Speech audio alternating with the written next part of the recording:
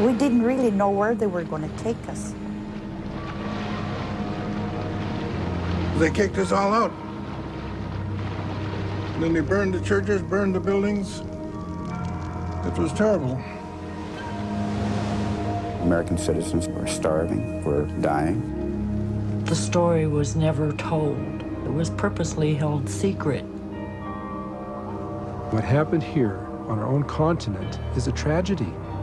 If this was known, the American people would be appalled. This program was funded in part by the Aleutian Pribilofs Islands Restitution Trust,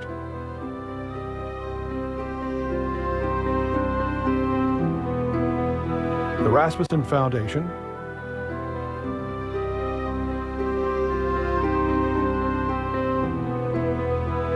the Paul G. Allen Family Foundation, and by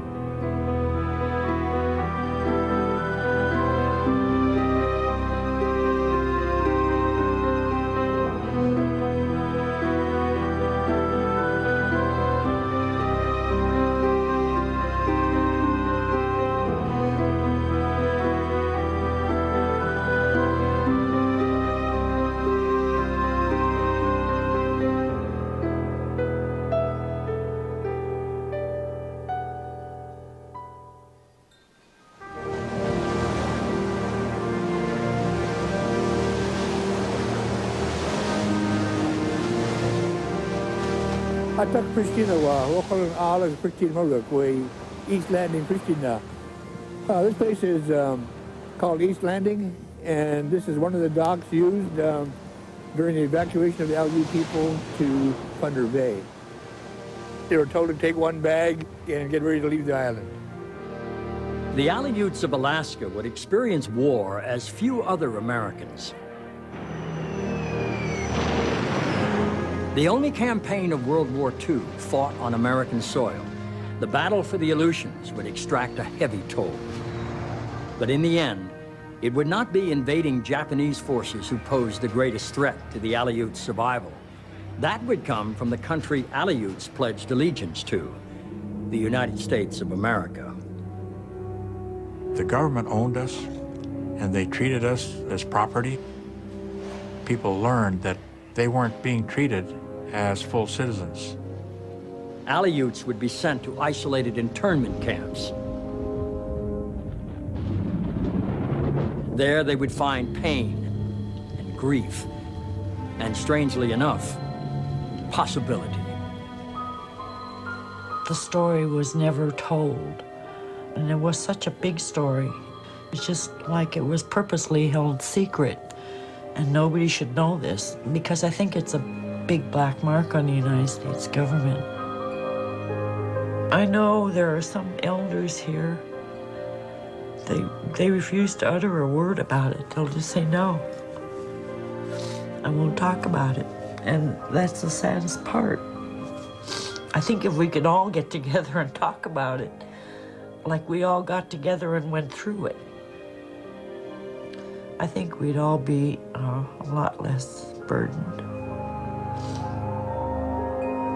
It needs to be told.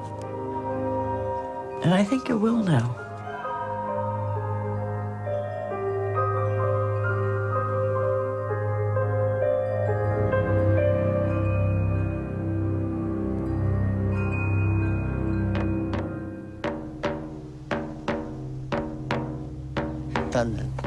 Ako na amanas-land. The story has been passed down through many years. Ancestors of modern Aleuts, migrants from Asia, settled along this sweeping arc of volcanic islands. It happened to be a clear day, and they saw the islands on the horizon. The Aleutian chain separates the Pacific Ocean from the Bering Sea, stretching 1,300 miles west from the Alaskan Peninsula to the international dateline.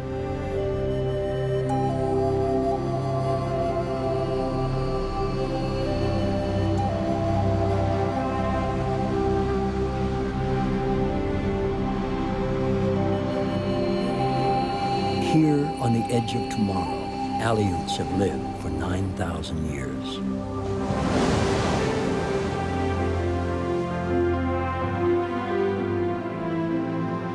Miles north are the Pribilof Islands. St. Paul and St. George are home to the world's largest Aleut population.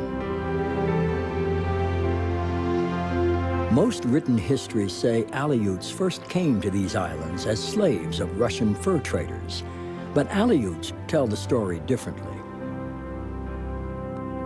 There was a man named Igadaga who lived in a village on the Aleutian chain. And he was out paddling his single-hatched ikya, or kayak, and he was washed away in a storm.